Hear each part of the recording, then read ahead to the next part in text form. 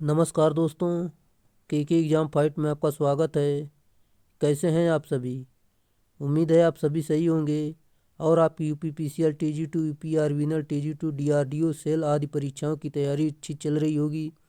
दोस्तों, इन सभी परीक्षाओं को ध्यान में रखते हुए हमने इलेक्ट्रिशियन थ्योरी से कुछ महत्वपूर्ण प्रश्नों की सीरीज स्टार्ट की है, जो कि ये प्रश्न प्रीवियस ईयर में पूछे गए प्रश्न होंगे। ये आपके आईटीआई लेवल के किसी भी एग्ज़ाम के लिए महत्वपूर्ण साबित हो सकते हैं। दोस्तों, चलिए आपका ज़्यादा टाइम न लेते हुए इन प्रश्नों की शुरुआत करते हैं। उससे पहले आपसे रिक्वेस्ट है, अगर आप चैनल पर नए हैं तो चैनल को सब्सक्राइब कर लीजिए और अपने दोस्तों में शेयर कर दीजिए। हाँ दोस्तों, हम इसमें एक बात बताना चाहेंगे कि हमने इस सभी टॉपिक से हर तरह के प्रश्न लिए हैं और जो छोटे टॉपिक होते हैं उनके प्रश्न कंप्लीट हो चुके हैं। अब हम उन प्रश्नों को इसमें इंक्लूड नहीं कर रहे हैं, क्योंकि दोस्तों उन सभी प्रश्नों को हमने पिछले वीडियो में जो है उन्हें कंप्लीट कर लिया है। अब जो जिसमें ज़्यादा प्रश्न बचे हुए हैं उन टॉपिक को ले रहे हैं ताकि वो भी कंप्लीट हो जाए। हालांकि हमने ये इसमें सारे टॉपिक को कवर किया है। चलिए आप देखेंगे तो आपको पता चलेगा। चलिए इन प्रश्नों की शुरुआत करते हैं। जैसा कि आज का हमारा प्रश्न दिया गया है, गुनिया के कई प्रकार हैं, गुनिया में से कौन सा काम नहीं किया जा सकता? राइट आंसर दोस्तों ऑप्शन नंबर सी, पृष्ठ की सपाटता की जांच। ये काम नहीं किया जा सकता। जबकि दोस्तों यहाँ पर देखते हैं, कार्यखंड में पृष्ठों की समानता की जांच ये कर सकते हैं। रेतित पृष्ठ की वर्गता की जांच ये भी कर सकते हैं। और कार्यखंड के सिरे के 90 अंश पर रेखाएं अंकित करना ये भी कर सकते हैं। जबकि ऑप्शन नंबर सी इसका सही उत्तर होगा, ये काम हम नहीं कर सकते। जैसा कि हम देखते हैं इसमें, गुनिया विद्युत कार के लिए 15 सेंटीमीटर ब्लेड वाला गुनिया उपयुक्त होता है। इसका उपयोग वैद्युतिक वाफ्टिंग आदि में समकोण की परख करने के लिए किया जाता है। अगला प्रश्न आपका दिया गया है, एक धातु पर दूसरी धातु के निक्षेपण की प्रक्रिया को किस रूप से जाना जाता है? राइट आंसर दोस्तों ऑप्शन नंबर ए, विद्युत लेपन इसका राइट आंसर होगा। जैसा कि हम बात करते हैं इसमें, लवणों के घोलों में डीसी प्रवाहित करने पर धातुओं के उनके लवणों से पृथक किया जाता है। लवण से पृथक की गई धातु को किसी अन्य धातु पर पतली परतों से चढ़ाया जाता है। इस प्रक्रिया को वैद्युत लेपन कहा जाता है, जो कि आप देख सकते हैं। अगला प्रश्न आपका दिया गया है, गीजर में भीतरी कंटेनर व बाहरी केसिंग के बीच में ग्लास वूल क्यों लगाया जाता है? सही उत्तर दोस्तों ऑप्शन नंबर बी, ऊष्मा हानि को घटाने के लिए इसका सही उत्तर होगा। जैसे ऊष्मा हानि को घटाने के लिए गीजर में भीतरी कंटेनर व बाहरी केसिंग के बीच में ग्लास वूल लगाया जाता है। ये इसका सही व्याख्या है। अगला प्रश्न, निम्नलिखित कारणों में से किसी एक के कारण जोड़ों के ढीलेपन से बचने के लिए ब्रिटानिया जोड़ को सोल्ड करना अनिवार्य है। उस कारण को पहचानें। राइट आंसर दोस्तों ऑप्शन नंबर डी, वातावरण में परिवर्तन और कंपन के कारण इसका सही उत्तर होगा। चलिए अगला प्रश्न है, आपको अगला प्रश्न दिया गया है, 2 पिन सॉकेट और पिन का तब उपयोग किया जा सकता है जब एसेसरीज। राइट आंसर दोस्तों ऑप्शन नंबर डी, दोहरी इंसुलेटेड हो। ये इसका सही उत्तर है। जैसा कि 2 पिन सॉकेट और पिन का तब उपयोग किया जाता है जब एसेसरीज दोहरी और इंसुलेटेड हो, तभी हम इसका उपयोग कर सकते हैं। चलिए अगला प्रश्न है, जैसा कि विद्युत आवेशों के बीच बल के लिए कूलाम नियम निम्नलिखित में से लगभग मिलता जुलता है। राइट आंसर दोस्तों ऑप्शन नंबर डी, न्यूटन का गुरुत्वाकर्षण के सिद्धांत पर मिलता है। चलिए, जैसे कि विद्युत आवेशों के बीच लगने वाले बल के लिए कूलाम के नियम न्यूटन के गुरुत्वाकर्षण सिद्धांत से लगभग मिलता जुलता है। अगले प्रश्न पर चलते हैं। आपका अगला प्रश्न है, एक विद्युत परिपथ में दो पॉइंटों के बीच में एक इकाई धनात्मक आवेश के विचलन में किए गए कार्य की माप क्या है? राइट आंसर दोस्तों ऑप्शन नंबर बी, विभवांतर इसका सही उत्तर होगा। जैसा कि दोस्तों धारा की इकाई जो होती है एम्पियर होती है, प्रतिरोध की जो इकाई होती है ओम होती है, पावर की जो इकाई होती है शक्ति शक्ति पावर की इकाई वाट होती है। चलिए हम अगले प्रश्न पर चलते हैं। जैसा कि थोड़ा यहाँ पर इसकी व्याख्या देख लेते हैं। एक विद्युत परिपथ में दो पॉइंटों के बीच में एक इकाई धनात्मक आवेश के विचलन के लिए किए गए कार्य विभवांतर का माप होता है तथा आवेश प्रवाह की दर को हम धारा कहते हैं। दोस्तों इसका फार्मूला भी आप देख सकते हैं, V बराबर W/Q एक फार्मूला होता है। चलिए जैसा कि आपका अगला प्रश्न है, जब धारा I समय t के लिए प्रतिरोधक R से गुजरती है तब प्रयुक्त विद्युत ऊर्जा निम्नलिखित द्वारा निर्धारित की जाती है। राइट आंसर दोस्तों ऑप्शन नंबर बी I²RT इसका राइट आंसर है। चलिए अगले प्रश्न पर चलते हैं। आपका अगला प्रश्न है, एक अश्व शक्ति निम्नलिखित के बराबर होती है। राइट आंसर दोस्तों ऑप्शन नंबर सी 746 वाट इसका राइट आंसर है। अगला प्रश्न आपका दिया गया 1 किलो कैलोरी निम्नलिखित के बराबर होती है। सही उत्तर है ऑप्शन नंबर ए 4187 जूल इसका राइट आंसर है। अगला प्रश्न आपका दिया गया है, जैसा कि प्रतिरोध में स्वर्ण रंग का कोड डैश सहायता सूचित करता है। राइट आंसर दोस्तों ऑप्शन नंबर बी 5% स्वर्ण का मान लो सूचित करता है। और दोस्तों जो सिल्वर होता है वो 10% होता है और जिसमें कोई रंग नहीं होता है वो 20% होता है। जैसा कि हम इसमें जान लेते हैं, यहाँ पर देख सकते हैं ब्लैक के लिए कुछ नहीं, ब्राउन के लिए ±1% और रेड के लिए 2%, ग्रीन के लिए 0.5%, यहाँ पर ब्लू के लिए देख सकते हैं, वायलेट के लिए देख सकते हैं, ग्रे के लिए, गोल्ड के लिए और सिल्वर के लिए और ऑरेंज के लिए। दोस्तों अधिकतर हमारे एग्ज़ाम में गोल्ड, सिल्वर और कोई रंग नहीं ये ही पूछा जाता है। चलिए जो कि कोई रंग के लिए हमने 20% आपको बता दिया है। अगला प्रश्न दिया गया है, रंगीन टीवी में प्रयुक्त प्रतिरोधक में उल्लेखित वर्ण बैंड इस क्रम में पीला, जामुनी, नारंगी और चांदी है तो उसका मान होगा। दोस्तों पीला का मान देख सकते हैं, पीला के लिए 4 होता है। जामुनी देख सकते हैं 3 होता है। दोस्तों जामुनी के लिए दोस्तों 7 होता है। यहाँ पर आप इसका मान देख सकते हैं, जामुनी जो दिया गया है, वायलेट जो होता है ये 7 होता है, इसे ही जामुनी कहते हैं। नारंगी जो होता है साथियों ये 3 होता है। देख सकते हैं पीला का मान हमने 4 रखा जैसे, और जामुनी जो है 7 रखा। फिर गुड़े में रखते हैं, गुड़े की 10 की घात कितना, नारंगी का 3 है तो 3 रखेंगे। 3 रखने के बाद दोस्तों फिर इसे हल करेंगे तो जो इसका उत्तर आ जाएगा, यहाँ पर देख सकते हैं option number C 47 kilo ohm ±10%। ये चांदी के लिए जो है ±10% होता है, तो इसका आंसर 47 किलो ओम ±10% आ जाएगा। चलिए अगला प्रश्न आपका देख सकते हैं दोस्तों, यहाँ पर देख सकते हैं हल करके भी बताया गया है। अगला प्रश्न आपका है, निम्नलिखित में से अधिक हल्का कण कौन सा है। Right answer option number D electron हल्का कण होता है। चलिए जैसा कि अगले प्रश्न पर चलते हैं, यहाँ पर थोड़ी व्याख्या देखते हैं इसकी। और इलेक्ट्रॉन, प्रोटॉन तथा न्यूट्रॉन में सबसे हल्का कण इलेक्ट्रॉन होता है। हल्का होने के कारण ही यह नाभिक के चारों ओर चक्कर लगाता है। निगेटिव पार्टिकल यानी इलेक्ट्रॉन पर निगेटिव चार्ज होता है और प्रोटॉन पर पॉजिटिव चार्ज होता है, यानी निगेटिव ऋणावेश होता है और प्रोटॉन जो है धनावेश होता है। और जो न्यूट्रॉन होता है उस पर कोई चार्ज नहीं होता, यानी दोस्तों वो उदासीन होता है। और हम इसमें बात करें दोस्तों, इलेक्ट्रॉन पर जो आवेश होता है वो -1.6 गुणे 10 की घाते -19 कूलाम होता है। और जो प्रोटॉन होता है साथियों, प्रोटॉन पर जो आवेश होता है 1.6 गुणे, ये धनात्मक होता है, 10 की घाते -19 कूलाम होता है। चलिए हम अगले प्रश्न पर चलते हैं। आपका अगला प्रश्न दिया गया है, सुरक्षित उपयोग के लिए एक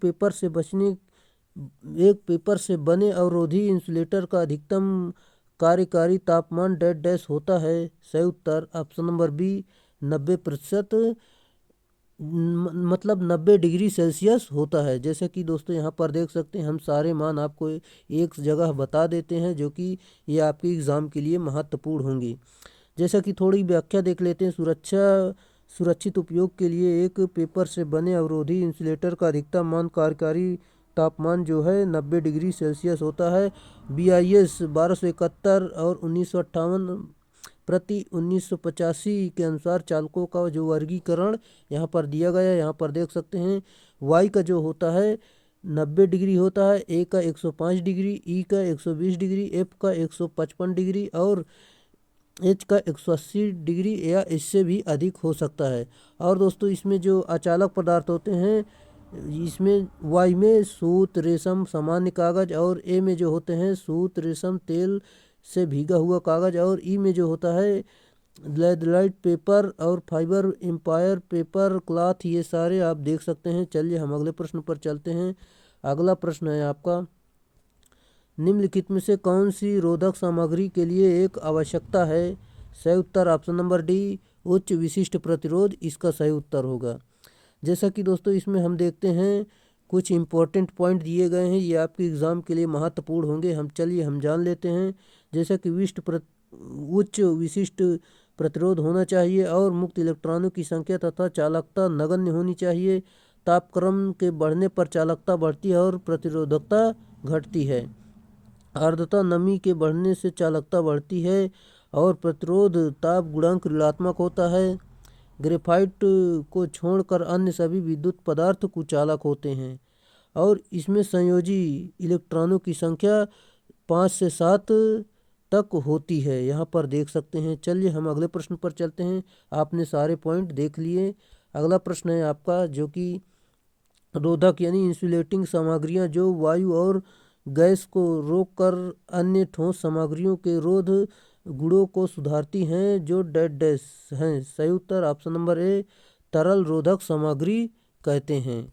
जैसा कि इंसुलेटिंग सामग्रियों जो वायु और गैस को रोककर अन्य ठोस सामग्रियों के रोध गुणों को सुधारती हैं वो तरल रोधक सामग्री कहलाती हैं। अगला प्रश्न दिया गया, विद्युत सोल्डरिंग आयरन का उपयोग निम्नलिखित में से किसके लिए किया जाता है? सही उत्तर ऑप्शन नंबर बी वाइंडिंग तारों और तारों के जोड़ सोल्डर करने के लिए इसका उपयोग किया जाता है। सोल्डरिंग देख सकते हैं यहाँ पर, आप यहाँ पर इसको पढ़ लेना, सोल्डरिंग किसे कहते हैं, सोल्डरिंग की परिभाषा दी गई है। अगला प्रश्न, आदर्श रूप से नियतांक वोल्टता स्रोत में होना चाहिए। सही उत्तर ऑप्शन नंबर बी 0 प्रतिरोध इसका सही उत्तर होगा। जब आदर्श नियतांक धारा स्रोत से आंतरिक प्रतिरोध अनंत होना चाहिए, यहाँ पर देख सकते हैं। चलिए अगले प्रश्न पर चलते हैं। अगला प्रश्न है आपका, शॉर्ट सर्किट होने की स्थिति में परिपथ में डैश डैश करंट प्रवाहित होगा।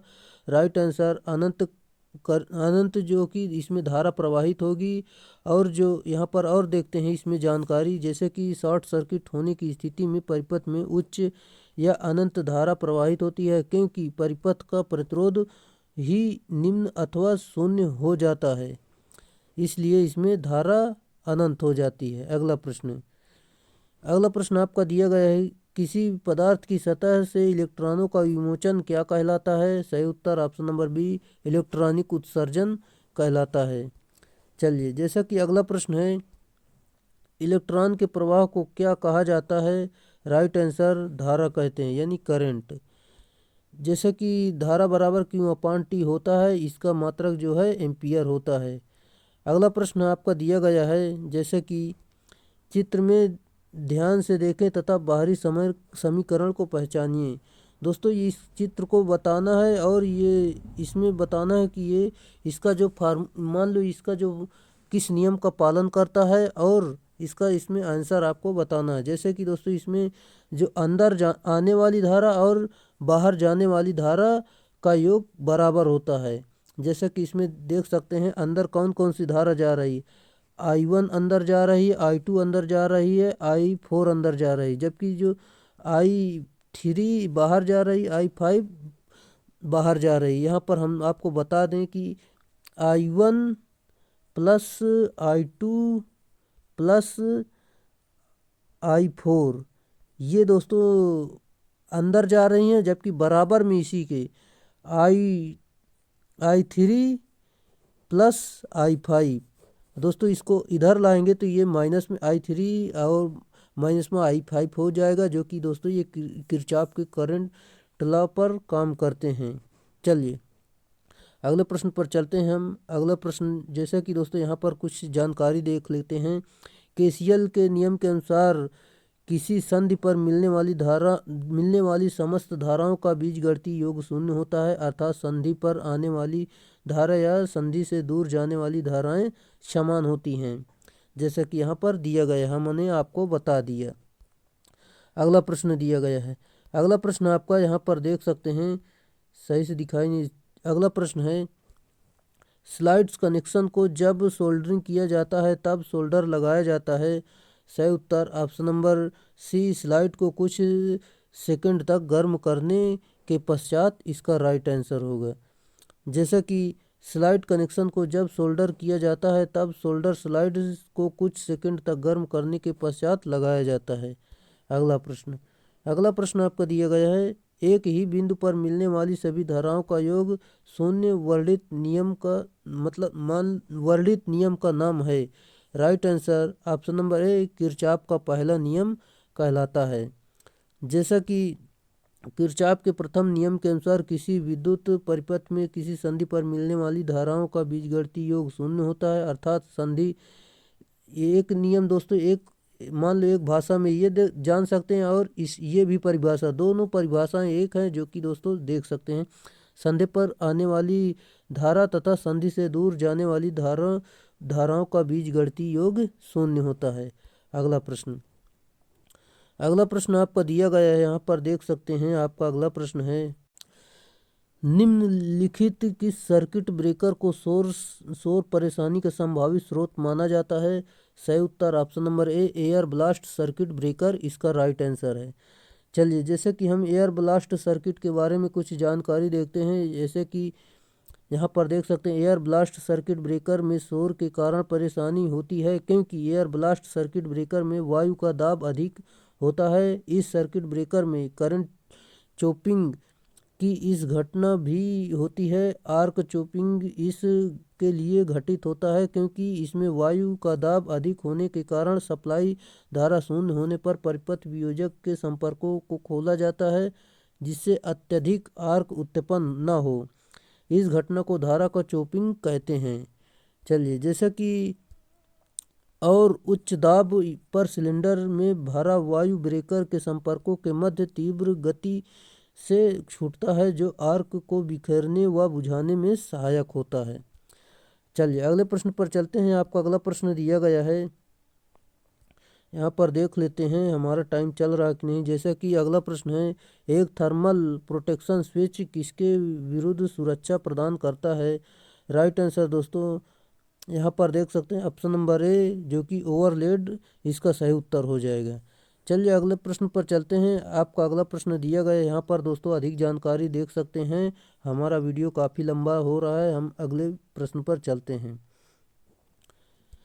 लेड एसिड बैटरी का नाम मात्र सेल वोल्टेज कितना होता है। सही उत्तर दोस्तों ऑप्शन नंबर ए, 2 वोल्ट होता है। जैसा कि लेड एसिड बैटरी का नाम मात्र सेल वोल्टेज 2 वोल्ट तक होता है, यह एक सेकेंडरी सेल होता है। जैसा कि लेड एसिड सेल जो होता है 2.2 वोल्ट होता है। निकिल आयरन जो एडिशन सेल होता है, निकिल आयरन को दोस्तों एडिशन सेल के नाम से भी जाना जाता है, और इसका जो वोल्टेज होता है 1.36 वोल्ट होता है। निकिल कैडमियम सेल जो होता है, इसका 1.225 वोल्ट होता है। सिल्वर जिंक सेल जो होता है, इसका 1.86 वोल्ट होता है। सिल्वर कैडमियम जो होता है 1.1 वोल्ट होता है। और carbon zinc chloride manganese alkyd silver oxide, इनका जो होता है 1.5 होता है। जैसा कि लिथियम का देख सकते हैं 2.95 वोल्ट होता है, और मरकरी का जो होता है 1.35 वोल्ट होता है। जैसे कि दोस्तों आपने सभी मान देख लिए। यहाँ पर दोस्तों आपके प्रश्न बनते ही बनते हैं। इन सीरीज को मान लो, ये स्लाइड दोस्तों आपके लिए काफ़ी महत्वपूर्ण साबित होगी आपकी परीक्षा के लिए, जो कि दोस्तों यूपी आर्विनल का जो एग्ज़ाम होने जा रहा है दोस्तों, इन सीरीज को आप ज़रूर बढ़िया से देख कर जाएँ।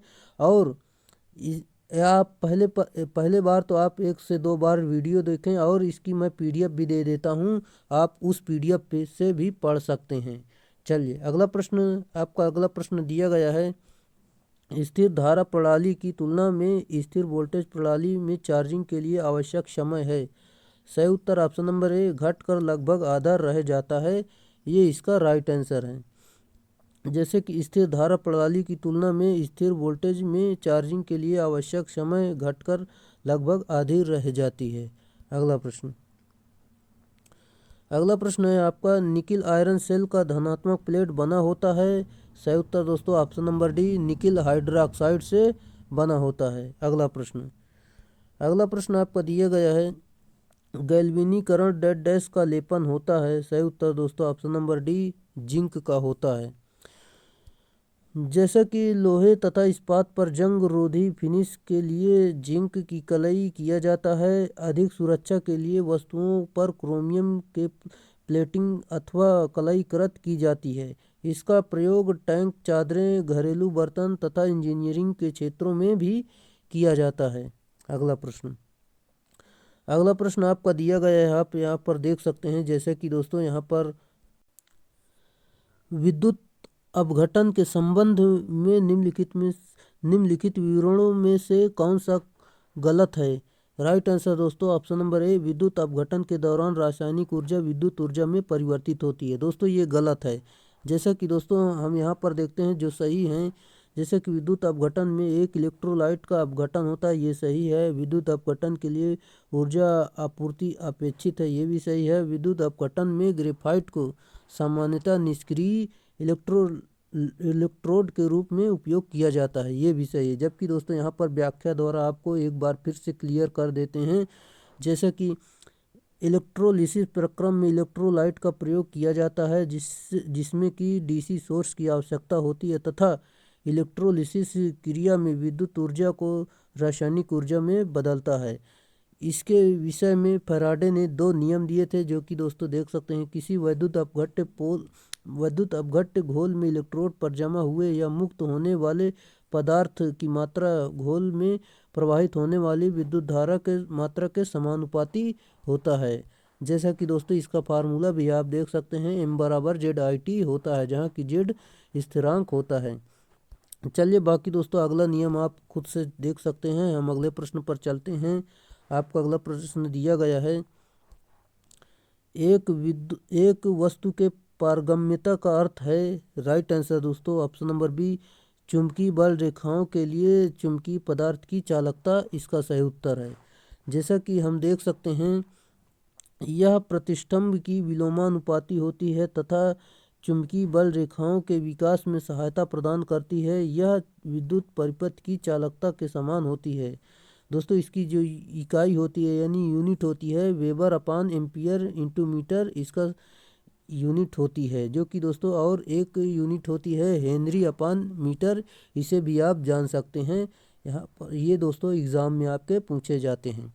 जैसा कि अगला प्रश्न आपका दिया गया है, एक दंड चुंबक के चारों ओर बल रेखा के प्रवाह की दिशा निम्नलिखित में से कौन सी है। दोस्तों इसका जो सही उत्तर हो जाएगा, यहाँ पर देख सकते हैं ऑप्शन नंबर डी उत्तरी ध्रुव से दक्षिणी ध्रुव तक इसका सही उत्तर है। जैसा कि यहाँ पर देख सकते हैं, ये उत्तरी ध्रुव से और दक्षिणी ध्रुव यहाँ पर दर्शाया गया है।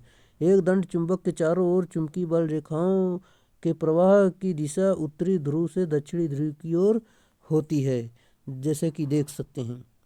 अगला प्रश्न दोस्तों यहाँ पर कुछ और व्याख्या देखते हैं। जैसे कि चुंबकीय बल प्रत्येक बिंदु पर एक निश्चित दिशा में होता है तथा यह जिस पथ पर चलता है उसे चुंबकीय बल रेखा या चुंबकीय फ्लक्स कहते हैं। और चुंबकीय बल रेखाएं कभी भी एक दूसरे को नहीं काटती हैं। ये चुंबकीय बल रेखाएं एक दूसरे को विकर्षित करती हैं, अतः बंद वक्र के रूप में होती हैं। अगला प्रश्न आपका दिया गया है, प्रतिष्ठम्भ का मात्रक क्या है। दोस्तों अभी मैंने आपको बताया अभी अभी जस्ट पहले, इसका जो सही उत्तर हो जाएगा option number C, ampere turn upon weber, right answer होगा। चलिए अगले प्रश्न पर चलते हैं। आपका अगला प्रश्न है, जैसा कि देख सकते हैं, यदि विद्युत प्रवाह व वोल्टेज 90 डिग्री से फेज बाहर है तो पावर होगी। सही उत्तर दोस्तों ऑप्शन नंबर डी, शून्य होगी, इसका सही उत्तर होगा। जैसा कि यदि धारा व वोल्टता के बीच 90 डिग्री से फेज के बराबर है तो शक्ति का मान शून्य होगा, क्योंकि एक्टिव पावर जो है, एक्टिव पावर बराबर होता है वी आई कास फाई होता है, जिसमें कि कास 90 डिग्री का मान 0 होता है, इसलिए सक्रिय शक्ति शून्य हो जाएगी। चलिए अगला प्रश्न है आपका। अगला प्रश्न दिया गया है, एक संतुलित तीन कली प्रदाय प्रणाली में न्यूट्रल में करंट समान है। राइट आंसर दोस्तों ऑप्शन नंबर डी, शून्य के शून्य के समान होगा। जैसे कि यहाँ पर हम देख सकते हैं, इसकी व्याख्या के माध्यम से एक संतुलित तीन कली प्रदाय प्रणाली में न्यूट्रल में धारा का मान शून्य होगा, क्योंकि अगर परिपथ संतुलित नहीं होता है तो न्यूट्रल में धारा का प्रवाह होता है। लेकिन यहाँ पर कहा गया कि परिपथ संतुलित है, इसलिए दोस्तों थ्री फेज बैलेंस परिपथ में केवल जीवित यानी लाइव तार जो फेज तार होता है, धारा का प्रवाह होता है। अगला प्रश्न, उम्मीद है दोस्तों ये प्रश्न आपको समझ में आ रहे होंगे। अगर आपको ये वीडियो अच्छा लग रहा है, अगर ये प्रश्न आपको समझ में आ रहे हैं तो वीडियो को लाइक कर दीजिए, और आप चैनल पे नए हैं तो चैनल को सब्सक्राइब कर लीजिए, और अपने दोस्तों में अधिक से अधिक इसे शेयर करिए, क्योंकि दोस्तों ये छोटा सा परिवार आपको बढ़ाना है ताकि हम भी इसमें अच्छे से अच्छा कंटेंट दे सकें। जैसा कि दोस्तों इस समय भी आपको अच्छा कंटेंट मिल रहा है, जो कि दोस्तों आपके एग्ज़ाम के लिए महत्वपूर्ण होगा। दोस्तों ये यूपी आर्मिनल TG2 का एग्ज़ाम देकर आइए, फिर इसमें से प्रश्न मिलाइएगा, कितने प्रश्न मिलेंगे। चलिए, जैसा कि दोस्तों इसमें इसका पैटर्न बिल्कुल फॉलो करेगा, और इसके हूबहू कुछ सवाल भी इसमें मिलेंगे। जैसे कि आप देख सकते हैं, अगला प्रश्न है, एक कुंडली का प्रतिरोध 60 ओम है और प्रेरकत्व प्रतिघात 80 ओम है, तो इसे 240 वोल्ट और 50 हर्ट्ज प्रदाय से जोड़ा जाए, मतलब सप्लाई से जोड़ा गया तो कुंडली का शक्ति गुणांक होगा। दोस्तों अगर आप हल करेंगे तो आपका जो उत्तर निकल कर आएगा ऑप्शन नंबर बी, 0.6, इसका राइट आंसर होगा। चलिए हम आपको बता देते हैं, जैसे कि दोस्तों यहाँ पर ये सिंपल सा सवाल है। आर बराबर दिया गया है, एक्सएल बराबर दिया गया है, और वी बराबर दिया गया है 240 वोल्ट, और एफ बराबर 50 हर्ट्ज दिया गया है। कास फाई हमें निकालना है। जैसे कि दोस्तों जेड बराबर फार्मूला होता है रूट में R square plus XL square, जो कि दोस्तों आर बराबर कितना दिया, 60 का वर्ग कर देंगे। एक्सेल का मान कितना दिया है, 80, एक्सेल का मान 80 दिया गया है, 80 का वर्ग कर देंगे। इसको जोड़कर दोस्तों फिर यहाँ से जेड का मान हमने 100 निकाल लिया, और दोस्तों कास फाई का जो होता है फार्मूला आर अपान जेड होता है, और आर का मान हमने 60 रखा और जेड का मान हमने 100 निकाला। यहाँ पर भाग दे देंगे तो आपका 0.6 राइट आंसर आ जाएगा। उम्मीद है दोस्तों आपको समझ में आया होगा, जो कि यहाँ से बढ़िया सवाल इसमें पूछे जाते हैं। चलिए अगला प्रश्न है, निम्नलिखित में से कौन सा संबंध सही है जबकि पी ए बराबर जो है आभासी शक्ति, और PT बराबर वास्तविक शक्ति, एवं PR बराबर प्रतिघाती शक्ति को प्रदर्शित करता है। जैसे कि दोस्तों इसका राइट आंसर हो जाएगा ऑप्शन नंबर सी, PA बराबर रूट में PT square plus PR square, जो कि दोस्तों इसका मतलब PT बराबर वास्तविक शक्ति, PR प्रतिघाती शक्ति, और PA आभासी शक्ति। इसलिए दोस्तों इन सभी को मिलाकर इसका फार्मूला बना, जो कि आप याद रख सकते हैं। अगला प्रश्न आपका दिया गया है, जैसा कि एक प्रतिरोधक में से AC प्रवाहित की जाती है तो कौन सी वैद्युतिक शक्ति ऊष्मा में परिवर्तित होती है। सही उत्तर ऑप्शन नंबर डी, वास्तविक शक्ति, इसका सही उत्तर होगा। जैसा कि वास्तविक शक्ति बराबर वोल्टेज यानी VIR, मतलब VI कास फाई को AC परिपथ में वास्तविक शक्ति कहते हैं। अगला प्रश्न आपका है, जैसे कि घरेलू बिजली आपूर्ति में प्रत्यावर्ती वोल्टेज की आवृत्ति कितनी होगी। सही उत्तर दोस्तों ऑप्शन नंबर बी, 50 हर्ट्ज, इसका सही उत्तर होगा। जैसा कि भारत में चाहे संचरण हो या वितरण या सर्विस मेंस या घरेलू आपूर्ति, हर जगह एसी की आपूर्ति आपूर्ति जो सप्लाई आवृत्ति होती है 50 हर्ट्ज ही होती है। और दोस्तों एफ बराबर होता है 1/T जो कि आवर्तकाल होता है। यहाँ पर देख सकते हैं। यहाँ पर हम अगले प्रश्न पर चलते हैं। आपका अगला प्रश्न दिया गया है, दो बिंदुओं के बीच विभवांतर v और आवेश q को प्रथम बिंदु से दूसरे बिंदु तक ले जाने में किए गए कार्य यानी कार्य का मान होगा। सही उत्तर दोस्तों ऑप्शन नंबर सी, W बराबर वी क्यू इसका सही उत्तर होगा। जैसा कि यहाँ पर हम देख सकते हैं, यहाँ पर अन्य फार्मूले भी दिए गए हैं, जैसे कि Q बराबर CV होता है और W बराबर QV होता है। चलिए, जैसा कि कार्य बराबर आवेश गुणे विभवांतर और आवेश बराबर धारिता गुणे विभवांतर आप जान सकते हैं दोस्तों, इम्पोर्टेंट फार्मूला है। अगला प्रश्न, विद्युत बल्ब का फिलामेंट निम्नलिखित धातु का बना होता है। सही उत्तर दोस्तों ऑप्शन नंबर सी, टंगस्टन, जो कि आप सभी लोग जानते ही होंगे। अगला प्रश्न है, एन टाइप अर्धचालक को तैयार करने के लिए डोपिंग हेतु उपयोग किए जाने वाला पदार्थ है। सही उत्तर ऑप्शन नंबर सी, आर्सेनिक इसका सही उत्तर होगा। जैसा कि आर्सेनिक, एंटीमनी आदि पदार्थों में पंच संयोजी इलेक्ट्रॉन होते हैं, अतः जब इन पदार्थों को सिलिकॉन या जर्मेनियम के साथ मिलाया जाता है तो इनमें अत्यधिक मात्रा में मुक्त इलेक्ट्रॉन मौजूद हो जाते हैं, अतः इसमें इलेक्ट्रॉन मेजॉरिटी तथा होल्स माइनॉरिटी कैरियर के रूप में होते हैं। अगला प्रश्न, जेनर डायोड में उत्क्रम भंजन प्रक्रिया को डैश डैश कहते हैं। सही उत्तर ऑप्शन नंबर ए, एवलांच प्रभाव कहते हैं। अगला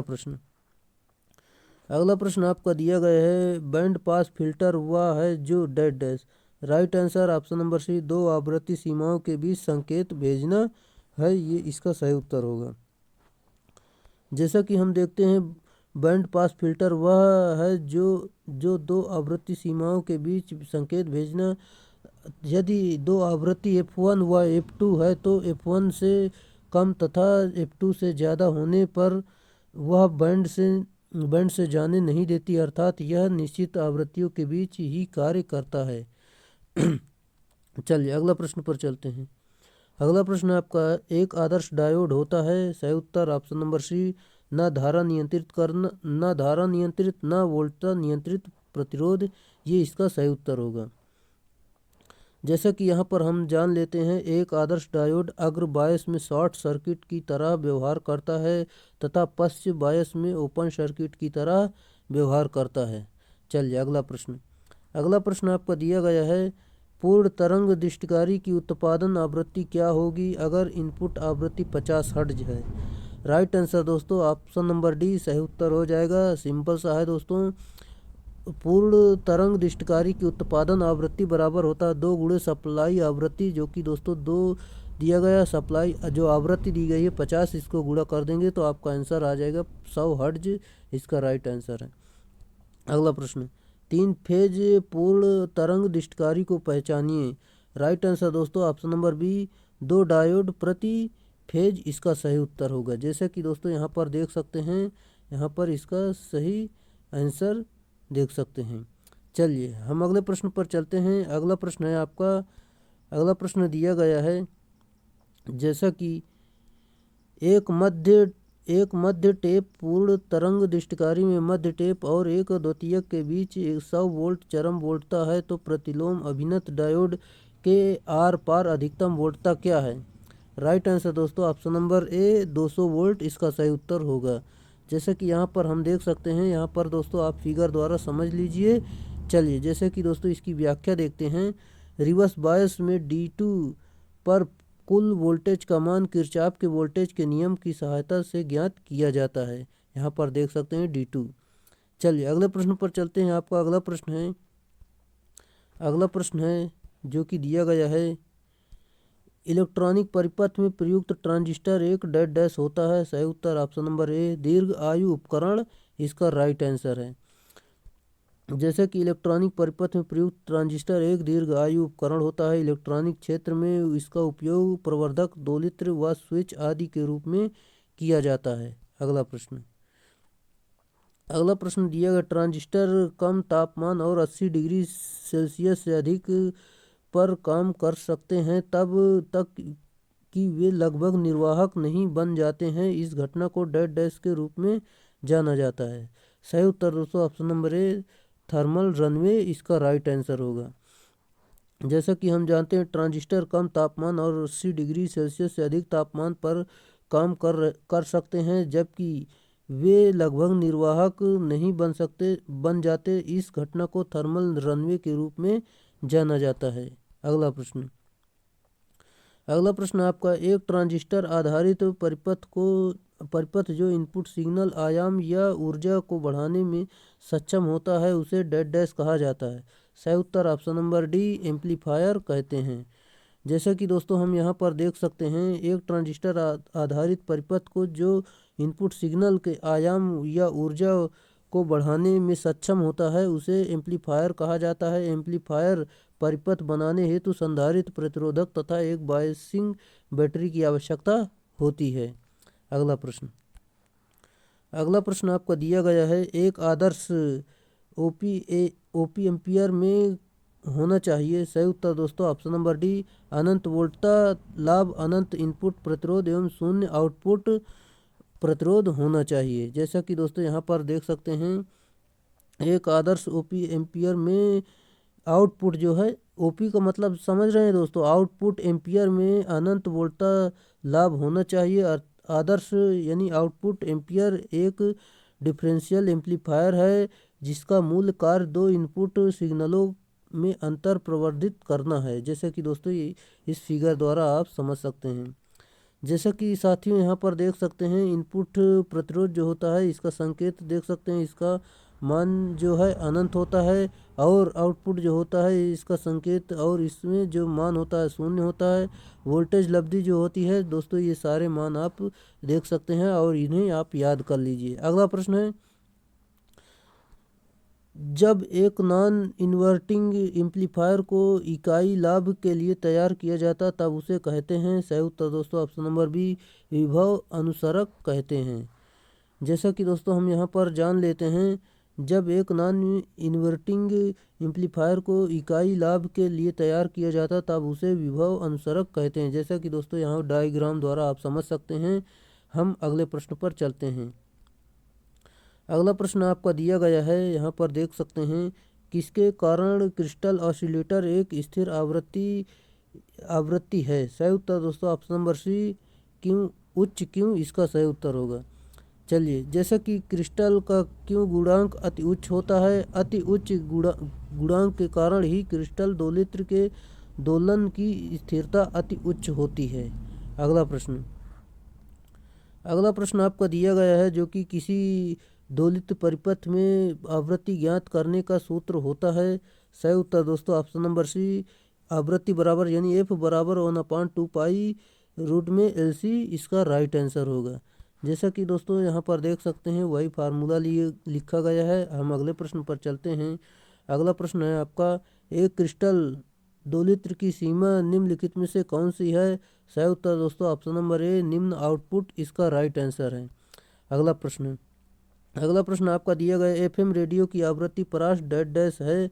राइट आंसर दोस्तों option number D 88 millihenry मतलब 88 मिली हर्ट्ज से लेकर 108 मिली हर्ट्ज तक होता है। चलिए, हम अगले प्रश्न पर जाने से पहले दोस्तों हम आपको बताना चाहेंगे जैसे कि दोस्तों अगर आप इस वीडियो को PDF चाहते हैं तो इस टेलीग्राम चैनल को ज्वाइन कर सकते हैं। दोस्तों यहाँ पर इस वीडियो की PDF यहाँ पर इस चैनल पर दे दी जाएगी। ऑलरेडी दोस्तों इसमें हमने बहुत सारी PDF अपलोड की है। चाहे तो आप उस PDF को डाउनलोड कर आप पढ़ सकते हैं जो कि आपकी किसी भी एग्ज़ाम के लिए महत्वपूर्ण साबित हो सकते हैं। दोस्तों इस चैनल पर हमने काफ़ी अच्छी PDF डाली है जो कि DC जनरेटर, DC मोटर आदि सभी जो इम्पोर्टेंट टॉपिक हैं हमने बहुत सारी PDF इसमें अपलोड कर रखी है, आप चाहे तो देख सकते हैं। अगला प्रश्न आपका दिया गया है जैसे कि निम्नलिखित में से निष्क्रिय साधन कौन सा है। सही उत्तर option number D air core inductor ये एक निष्क्रिय साधन है। जबकि दोस्तों जो सक्रिय होते हैं वो FET, SCR, BGT active device होते हैं जो कि देख सकते हैं। चलिए अगले प्रश्न पर चलते हैं। आपका अगला प्रश्न है, एक आधुनिक विद्युत अर्धचालक उपकरण जिसमें बीजेटी और मॉसफेट की विशेषताएं शामिल हैं। सही उत्तर दोस्तों ऑप्शन नंबर सी IGBT इसका सही उत्तर होगा। जैसा कि दोस्तों IGBT जो होता है इंसुलेटेड गेट बाइपोलर ट्रांजिस्टर होता है, यहाँ पर देख सकते हैं। हम अगले प्रश्न पर चलते हैं। आपका अगला प्रश्न है FET यानी फील्ड इफेक्ट ट्रांजिस्टर के लिए निम्नलिखित में से सही विकल्प कौन सा है। सही उत्तर दोस्तों ऑप्शन नंबर डी बहुसंख्यक वाहकों द्वारा प्रचालित इसका राइट आंसर है। जैसा कि दोस्तों यह एक यूनिपोलर ट्रांजिस्टर तथा इसका इनपुट इम्पीडेंस वेरी हाई होता है। FET एक मेजॉरिटी चार्ज कैरियर्स डिवाइस होती है जो वोल्टेज कंट्रोल डिवाइस होती है तथा इसमें नॉइज़ कम होता है। अगला प्रश्न है आपका निम्नलिखित में से कौन सा प्रतिरोधक घटक है। सही उत्तर ऑप्शन नंबर सी LDR इसका राइट आंसर होगा।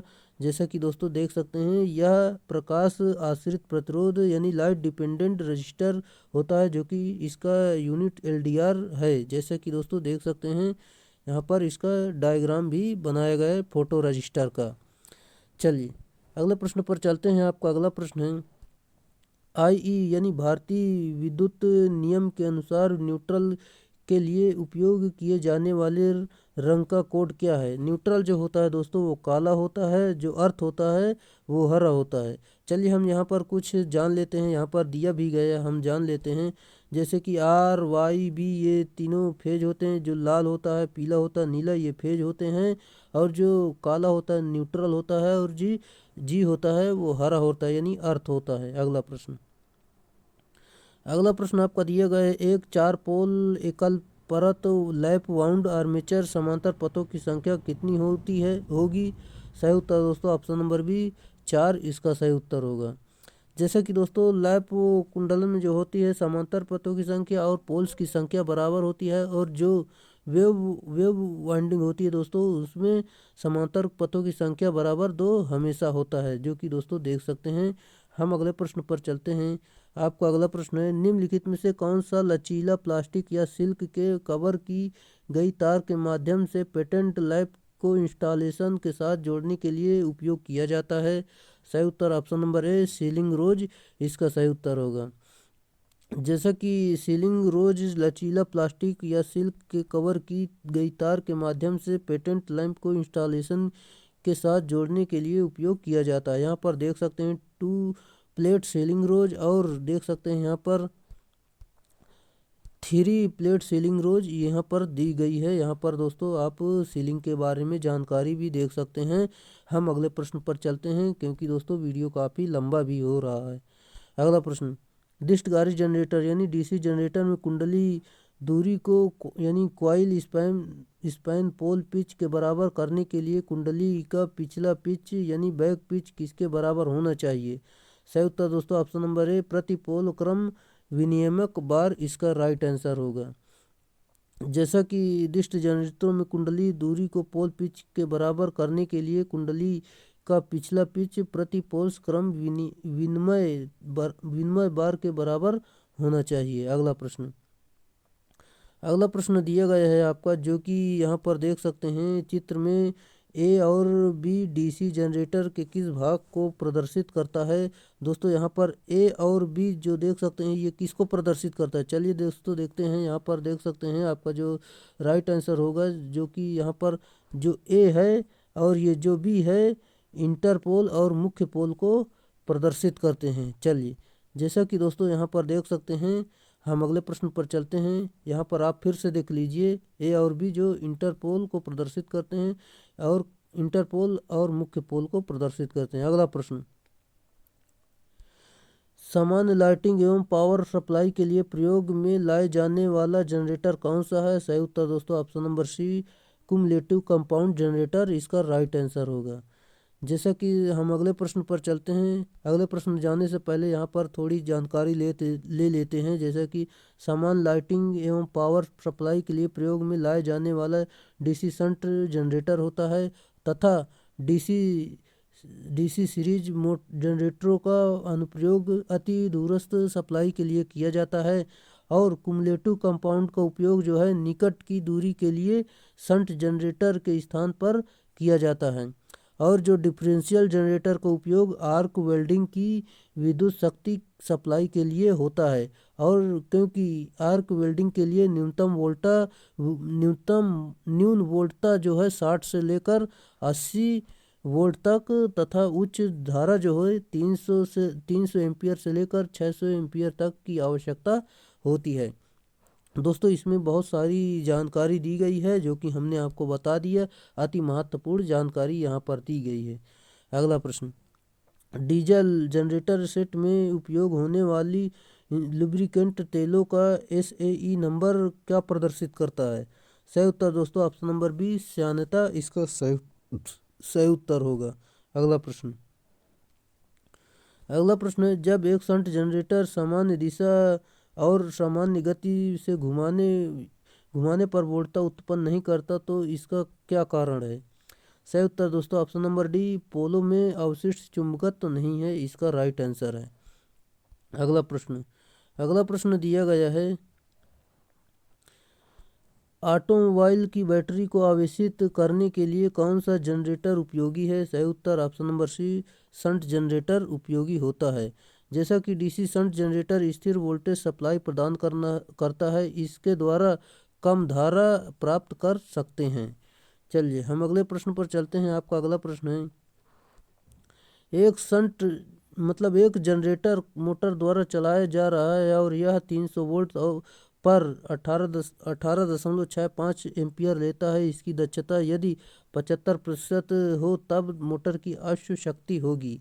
सही उत्तर दोस्तों ऑप्शन नंबर डी 7.5 HP होगी। यहाँ पर देख सकते हैं आप इन सभी का मान दिया गया है दोस्तों। यहाँ पर इस मान को रख कर हल कर लिया गया है। यहाँ पर आउटपुट पावर निकाल लिए गए हैं और दोस्तों आगे चलकर इसका मान निकाल कर दोस्तों इसमें से भाग दे दिया गया 746 से। आपका जो उत्तर निकल कर आ गया है option number D 7.5 HP right answer होगा। दोस्तों इसे आप वीडियो को रोक कर देख सकते हैं। हम अगले प्रश्न पर चलते हैं जो कि आपका अगला प्रश्न दिया गया है। यहाँ पर देख सकते हैं, एक डिस्क धारा यानी डीसी सीरीज मोटर 220 वोल्ट और 40 एम्पियर पर 800 RPM चलती है। यदि आर्मेचर और फील्ड प्रतिरोध क्रमशः जो हैं 0.2 ओम और 0.1 ओम है तो आर्मेचर में विकसित टार्क ज्ञात करें। दोस्तों इसको आपको हल करना, जो आपका उत्तर आएगा option number A 99.3 newton into metre जो कि आएगा। यहाँ पर देख भी सकते हैं आप। यहाँ पर दोस्तों इसका फार्मूला दिया गया, ये सारे पहले मान दिए गए हैं और दोस्तों इसमें पहले V बराबर निकाला गया। V बराबर जो है आ गया है दोस्तों 208 वोल्ट। दोस्तों इसके बाद ये फार्मूले पर रख दिया गया है। इस फार्मूले पर रखने के बाद जो आपका उत्तर निकल कर आएगा इसमें 99.3 जो कि आ जाएगा। यहाँ पर देख भी सकते हैं कैसे हल किया गया है। आप इसे आराम से पेन और कॉपी उठाइए और इस प्रश्न को हल कर सकते हैं, क्योंकि दोस्तों ये प्रश्न आपके यूपी आर्विनल और यूपी पीसीआर TG2 के लायक हैं, क्योंकि ये इस तरह के प्रश्न यही दोनों विभाग अधिकतर पूछते हैं। चलिए जैसा कि अगला प्रश्न दिया गया है, यहाँ पर देख भी सकते हैं आपका अगला प्रश्न, मोटर आर्मेचर में दिए गए वोल्टेज V को, इसका राइट आंसर होगा दोस्तों जो कि ऑप्शन नंबर सी। यहाँ पर देख सकते हैं, प्रति विद्युत वाहक बल बैक EMF का नियंत्रण और आर्मेचर ओमिक पात यानी आर्मेचर ओमिक ड्रॉप की आपूर्ति दोनों करने पड़ते हैं। ये इसका सही उत्तर होगा। जैसे कि यहाँ पर देख सकते हैं, हम इसकी व्याख्या से देखते हैं, मोटर आर्मेचर में दिए गए वोल्टता प्रति विद्युत वाहक बल का निर्धारण और आर्मेचर ओमिक पात की आपूर्ति दोनों करता है। दिष्ट धारा मोटर के आर्मेचर में उत्पन्न विद्युत वाहक बल सप्लाई वोल्टेज का विरोध करता है, इसलिए इसे पश्च विद्युत वाहक बल या काउंटर विद्युत वाहक बल कहते हैं। इसका फार्मूला भी दिया गया है, आप इसे देख सकते हैं। ये सारी जानकारी यहाँ पर दी गई है, आप इसे देखिए। चलिए अगला प्रश्न, डीसी मोटर में गति पर नियंत्रण डैश द्वारा क्षेत्र या आर्मेचर प्रतिरोध का परिवर्तन न करके उपयोग किए गए वोल्टेज को बदल कर प्राप्त किया जाता है। सही उत्तर दोस्तों ऑप्शन नंबर बी प्रयुक्त वोल्टेज में बदलाव, इसका राइट आंसर हो जाएगा। जैसा कि यहाँ पर देख सकते हैं, डीसी मोटर में गति पर नियंत्रण प्रयुक्त वोल्टेज में बदलाव करके या बदलाव करके क्षेत्र या आर्मेचर प्रतिरोध या परिवर्तन किए बिना वोल्टेज को बदल कर प्राप्त किया जाता है।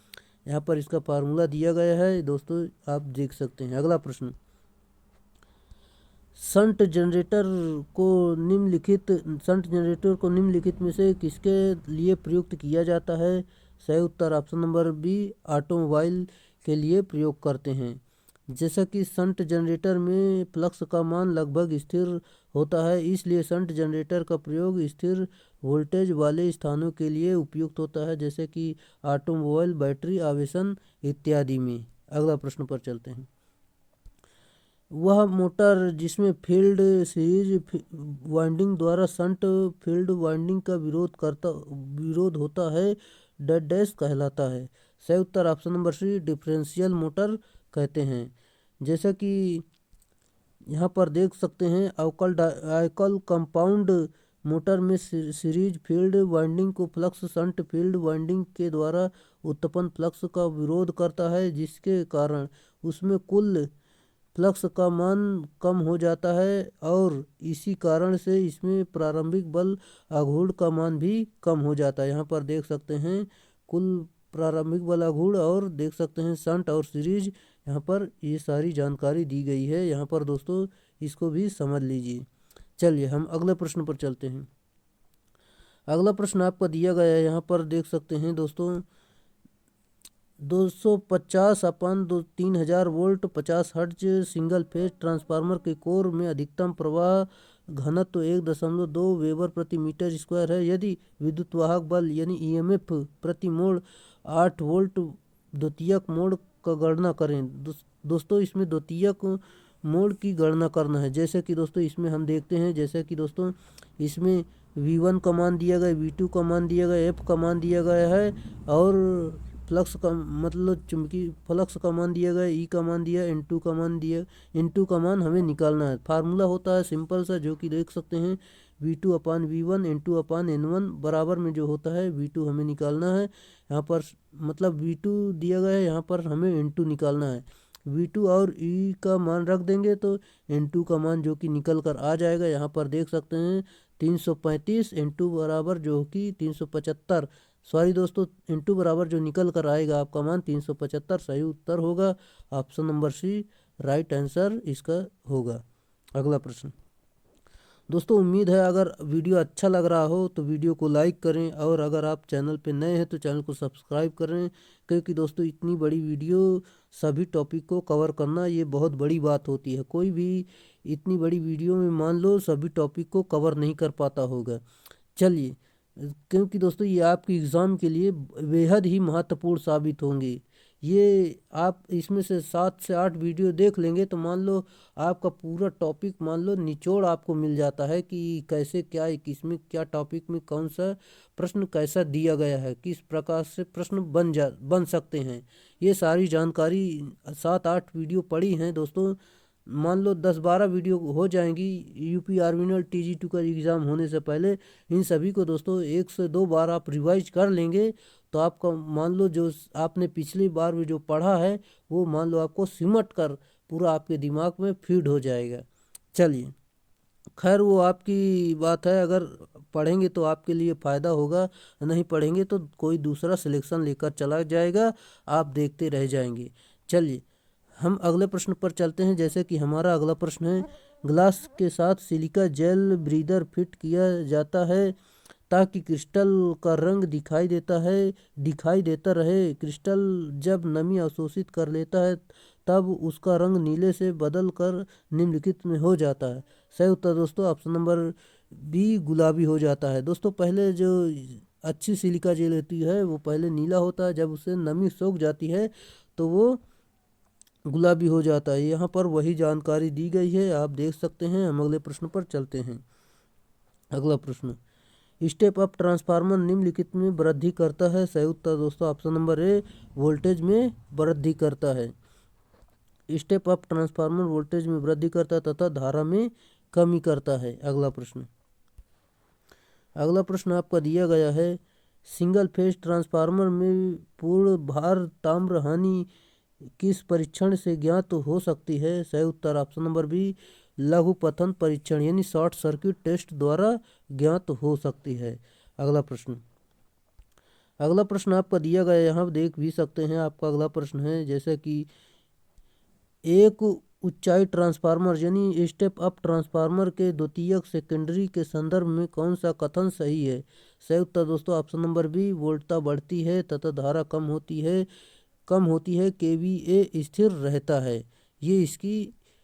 ये इसका उत्तर होगा, जो कि काफ़ी अच्छा उत्तर है। जैसा कि हम यहाँ पर देख सकते हैं, इसकी व्याख्या द्वारा एक ऊंचाई ट्रांसफार्मर के द्वितीयक के संदर्भ में वोल्टता बढ़ती है, धारा कम होती है और केवीए स्थिर रहता है।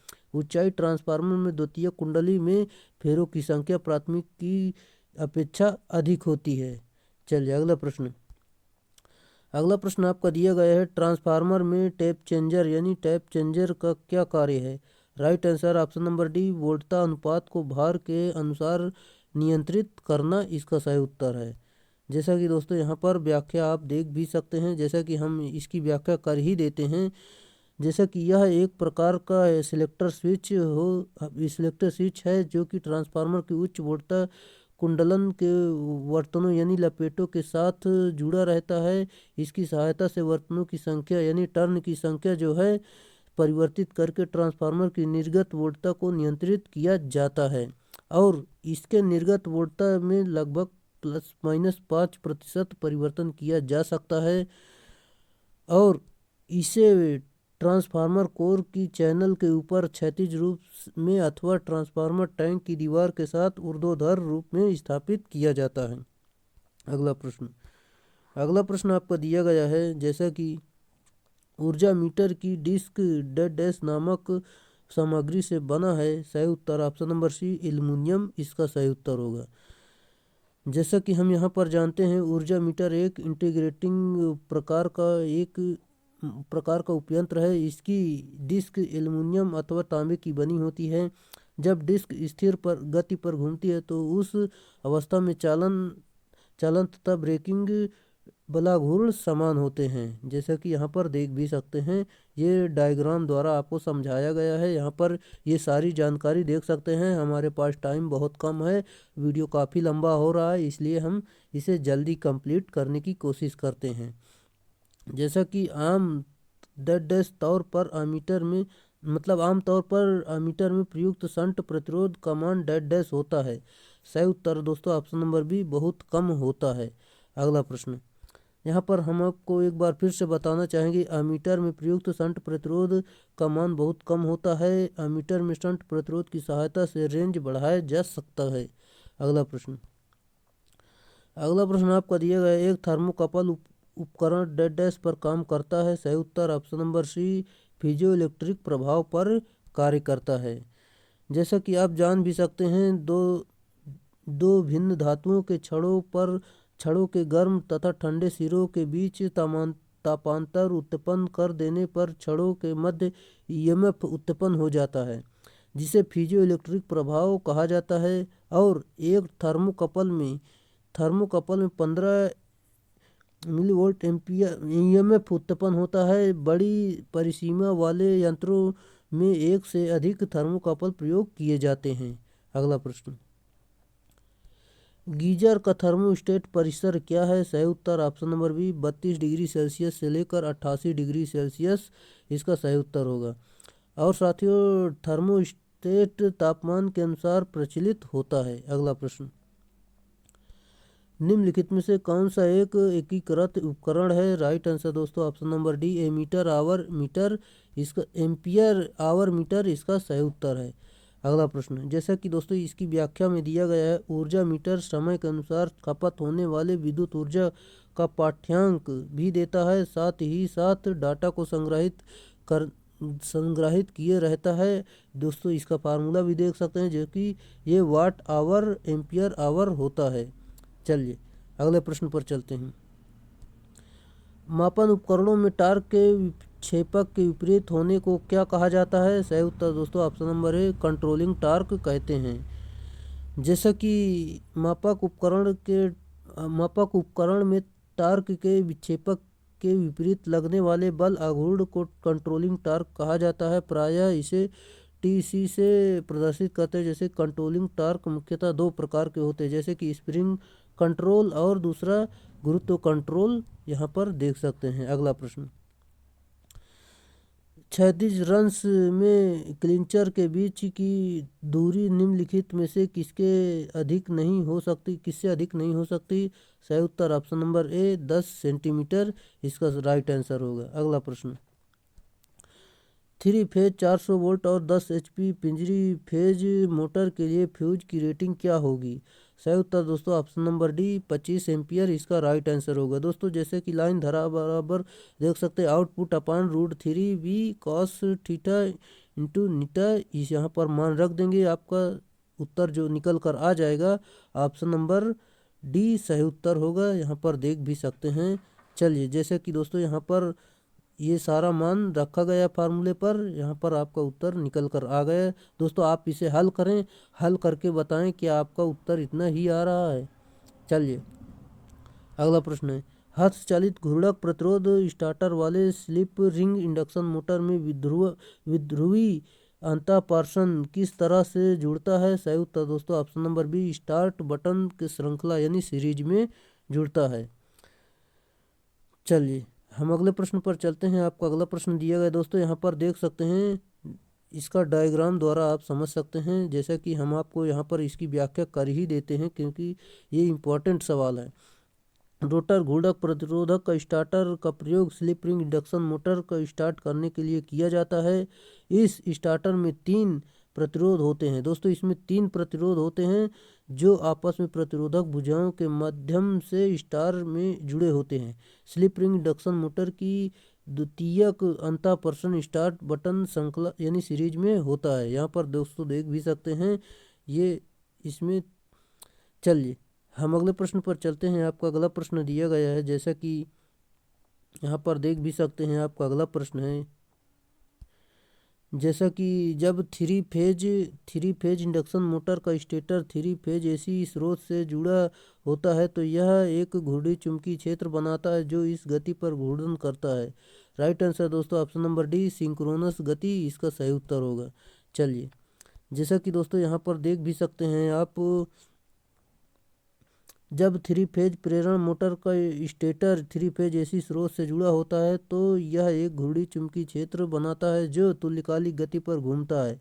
घूर्णी चुंबकीय क्षेत्र जो है RMF 3 फेज कुंडलन के धारक कुंडलन के कारण उत्पन्न होता है। इस उत्पन्न घूर्णी चुंबकीय क्षेत्र का परिमाण अधिकतम फ्लक्स का 1.5 गुना होता है, जो कि देख भी सकते हैं। हम अगले प्रश्न पर चलते हैं।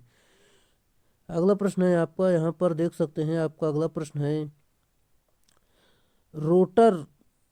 रोटर रियोस्टेट स्पीड कंट्रोल विधि किससे प्रयुक्त की जाती है? सही उत्तर option number A slip ring induction motor इसका राइट आंसर है। चलिए, यहाँ पर जैसे कि हम बात करते हैं, रोटर रियोस्टेट स्पीड कंट्रोल विधि स्लिप रिंग प्रेरण मोटर में प्रयुक्त की जाती है। स्लिप रिंग प्रेरण मोटर का रोटर वाउंड होता है। इसमें अतिरिक्त बाह्य प्रतिरोध लगाकर प्रारंभिक बलाघूर्ण बढ़ाया जाता है। स्लिप रिंग प्रेरण मोटर की स्टार्टिंग के लिए रोटर प्रतिरोध स्टार्टर का प्रयोग किया जाता है। यह स्टार्टर परिवर्तनीय प्रतिरोध के सिद्धांत से रोटर परिपथ में धारा का नियंत्रण करता है। अगला प्रश्न आपका दिया गया है, जैसे कि देख भी सकते हैं। जैसे कि किसी छोड़कर एक शेडेड पोल मोटर के संबंध में निम्नलिखित में से प्रत्येक कथन सत्य है? सही उत्तर दोस्तों एक को छोड़कर बाकी सभी सही हैं।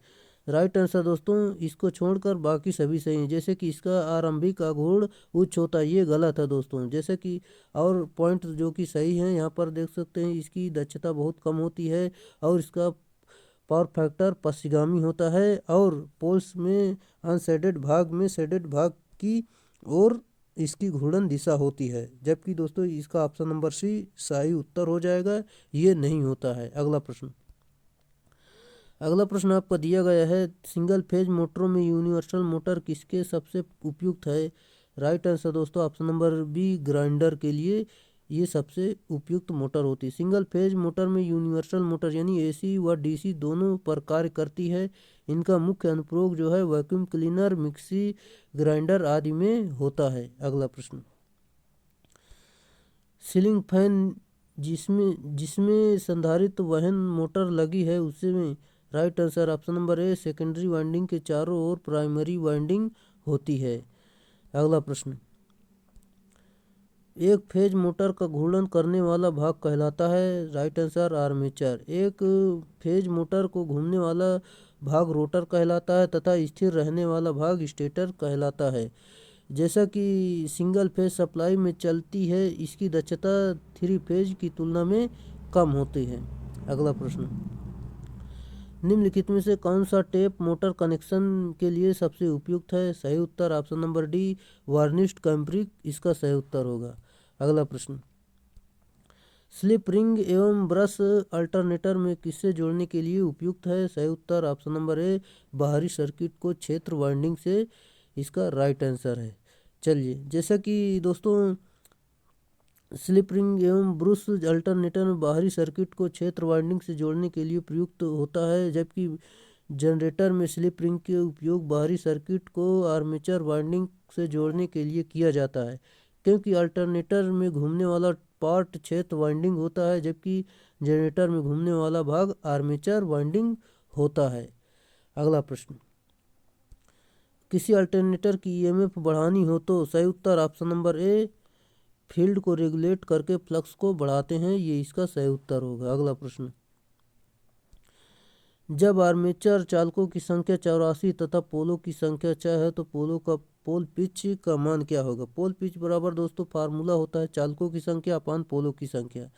जैसे कि दोस्तों 84 में 6 का भाग दे देंगे, आपका जो उत्तर निकल कर आएगा option number D right answer होगा। यहाँ पर देख सकते हैं 14 सही उत्तर होगा। अगला प्रश्न आपको दिया गया है, इसी जनरेटर में आर्मेचर का कोर बना होता है। सही उत्तर दोस्तों ऑप्शन नंबर बी नरम लोहा का बना होता है। जैसा कि हम इसमें बात करते हैं एसी जनरेटर में आर्मेचर का कोर नरम लोहे का बना होता है। रोटर में अंदर की परिधि में आर्मेचर चालक रखने के लिए स्लॉट बनी रहती हैं। रोटर एक ऐसे गतिपोल पहिए की तरह होती है जिसमें उसके बाहरी परिधि में क्रम से एन व एस ध्रुव आबद्ध रहते हैं। अगला प्रश्न,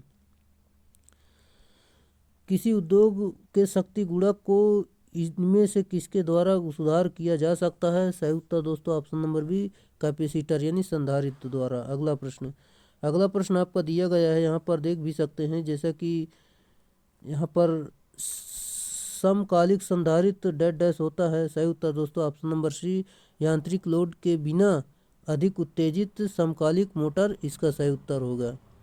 अगला प्रश्न दोस्तों यहाँ पर इसकी जानकारी आप देख सकते हैं। हम अगले प्रश्न पर चलते हैं। आपका अगला प्रश्न दिया गया है, यदि एक तुल्यकालिक मोटर चालू होती है तो लेकिन पूर्ण बलाघूर्ण विकसित नहीं कर पाती है तो इसका संभावित कारण हो सकता है। सही उत्तर ऑप्शन नंबर डी उपयुक्त में से कोई एक, जैसे कि न्यून उत्तेजन वोल्टता, रिवर्स क्षेत्र कुंडलन और मुक्त अथवा लघु परिपथ, इसमें से कोई एक भी कारण हो सकता है। जैसा कि हम देखते हैं तुल्यकालिक मोटर सेल्फ स्टार्ट नहीं होती है, इसलिए इसका बलाघूर्ण शून्य होता है। इसका रोटर भी डीसी सोर्स के द्वारा उत्तेजित किया जाता है। तुल्यकालिक मोटर की जो गति होती है देख सकते हैं 120 F/P, यहाँ पर इसका फार्मूला द्वारा दर्शाया जाता है। अगला प्रश्न, आर्मेचर वाइंडिंग में निम्नलिखित सामग्रियों में से किसका उपयोग किया जाता है। सही उत्तर option number C micanite यानी अभ्रक का प्रयोग किया जाता है। अगला प्रश्न, आर्मेचर के प्रोग्रेसिव लैप वाइंडिंग के सामने वाले पिच और पीछे के पिच के बीच का संबंध डेड डैश द्वारा निरूपित किया जाता है। सही उत्तर ऑप्शन नंबर ए धनात्मक संकेत इसका सही उत्तर होगा। जैसा कि आर्मेचर के रिट्रोग्रेसिव वाइंडिंग के लिए ऋणात्मक संकेत लिया जाता है। लैप वाइंडिंग में कम्यूटेटर पिच वाईसी मतलब कम्यूटेटर पिच सिंप्लेक्स वाइंडिंग में जो होता है, यहाँ पर देख सकते हैं दोस्तों डुप्लेक्स वाइंडिंग +-2 और ट्रिप्लेक्स वाइंडिंग में +-3 होता है कम्यूटेटर पिच जो हो। चलिए अगले प्रश्न पर चलते हैं। आपका अगला प्रश्न है, इंटरफेज के बीच का संबंध जिसे एक स्टार व डेल्टा तरीके या फिर दोनों ही तरीकों से जोड़ा गया है डेड डैश के रूप में जाना जाता है। सही उत्तर दोस्तों option number D phase connection के रूप में जानते हैं। जैसे कि अगला प्रश्न है, किसी कुंडली का वो हिस्सा जो एक स्लॉट में रहता है उसे डेड डैश कहा जाता है। सही उत्तर ऑप्शन नंबर बी, कुंडली साइड कहते हैं। जैसा कि कॉइल का वह भाग जो आर्मेचर कोर के खांचे अवस्थित रहता है वह और जिसमें विद्युत वाहक बल उत्पन्न होता है एक्टिव साइड कहलाता है। एक कॉइल में दो एक्टिव साइड होती हैं। कॉइल का वह भाग जो आर्मेचर कोर के खांचे के बाहर रहता है वो कॉइल के दो एक्टिव भागों को जोड़ता है। इंडक्टिव साइड या एंड कनेक्शन कहलाता है। प्रत्येक कॉइल में दो एक्टिव साइड होते हैं, जैसे कि फ्रंट एंड कनेक्शन और बैक एंड कनेक्शन होते हैं।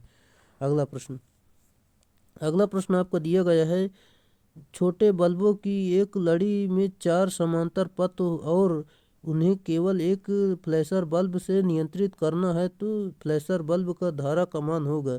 सही उत्तर दोस्तों ऑप्शन नंबर सी, एक बल्ब की धारा का मान 4 गुना होगा। अगला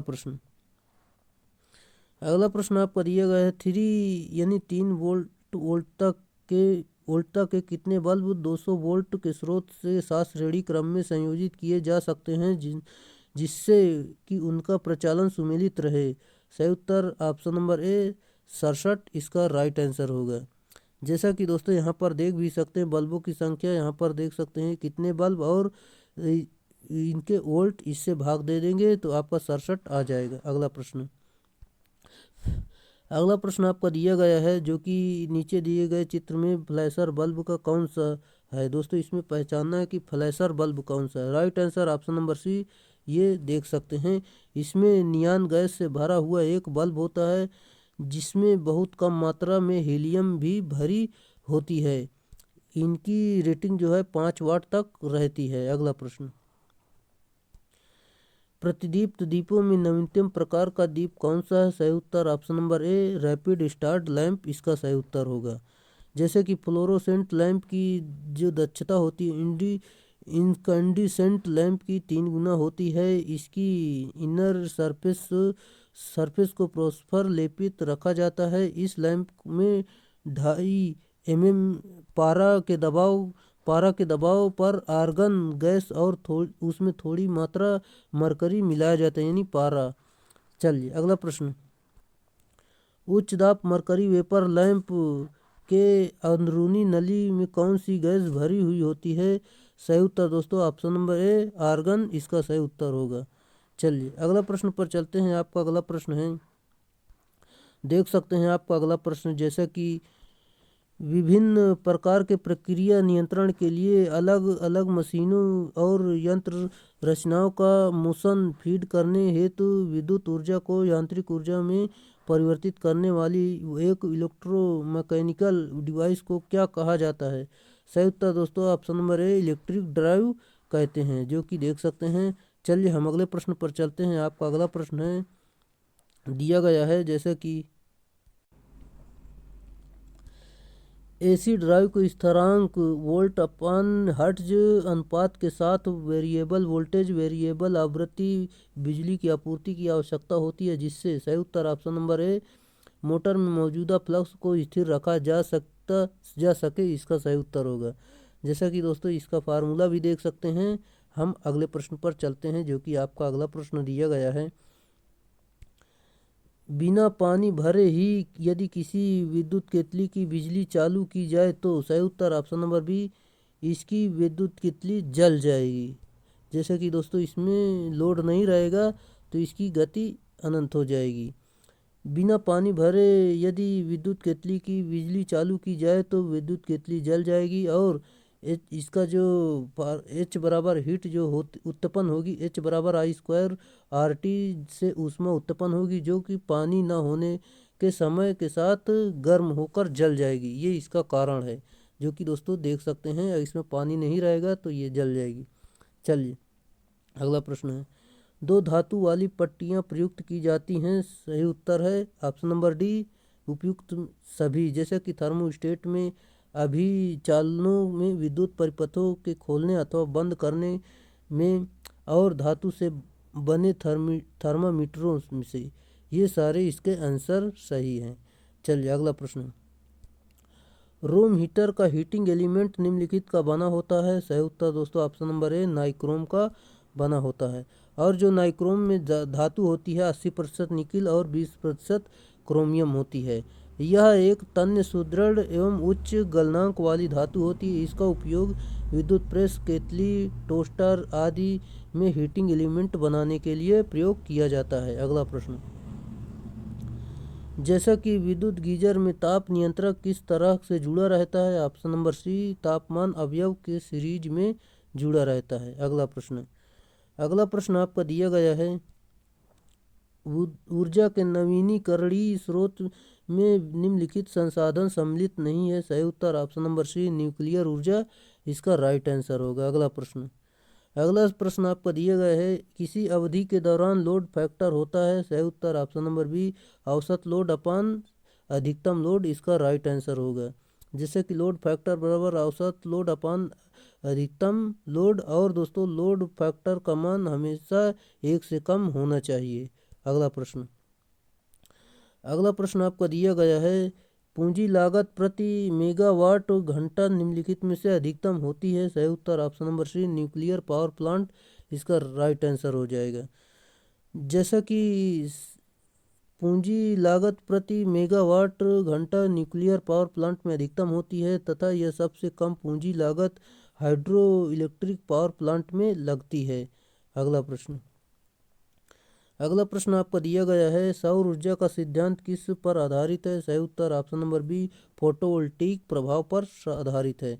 चलिए हम अगले प्रश्न पर चलते हैं, कवच युक्त केबल में से क्या लाभ है। सही उत्तर ऑप्शन नंबर ए यह उच्चतम प्रभाव को बनाए रख सकती है इसका राइट आंसर है। चलिए अगला प्रश्न है आपका, जैसा कि देख सकते हैं, केबल में इंटरशीथ का उपयोग डेड डैश के लिए किया जाता है। सही उत्तर ऑप्शन नंबर ए उचित तनाव वितरण के रूप में किया जाता है। जैसा कि इंटरशीथ के अंदर एक ही परावैद्युत पदार्थ को विभिन्न लेयर में बिछा दिया जाता है, जिससे कि वोल्टेज वितरण इम्प्रूव यानी बढ़ जाता है, मतलब वितरित होता है। चलिए अगला प्रश्न आपका दिया गया, भूमिगत तार डालने की सबसे आसान विधि है। सही उत्तर ऑप्शन नंबर ए प्रत्यक्ष गहराई यानी डायरेक्ट ब्यूरल इसका सही उत्तर होगा। जैसा कि दोस्तों यहाँ पर देख भी सकते हैं, भूमिगत तार डालने की सबसे आसान विधि प्रत्यक्ष गहराई यानी डायरेक्ट ब्यूरियल होता है, जो कि देख भी सकते हैं फिगर द्वारा। चलिए दोस्तों ये थे आपके प्रश्न जो कि हमने ऑल टॉपिक कवर किया, जो कि काफ़ी महत्वपूर्ण प्रश्न से कोई ऐसा टॉपिक नहीं बचा जो कि हमने छोड़ा हो।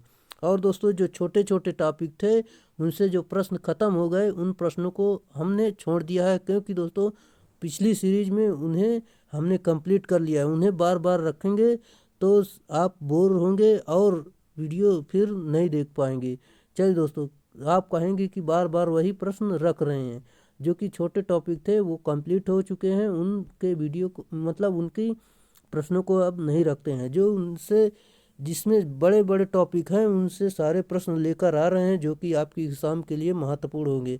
और दोस्तों सभी प्रश्नों को देखना चाहते हैं तो एक मान लो पूरी वीडियो आपको देख लेना है। वहाँ से दोस्तों अगर पूरी वीडियो आप देख लेते हैं तो एक भी प्रश्न आपका छूटने वाला नहीं है, जो कि आपके किसी भी एग्ज़ाम में आप बैठना चाहते हैं हर एक प्रश्न यहाँ से आपको मिल सकता है। चलिए दोस्तों आज के लिए इतना ही रहेगा, फिर मिलेंगे नेक्स्ट वीडियो में, तब तक के लिए बाय।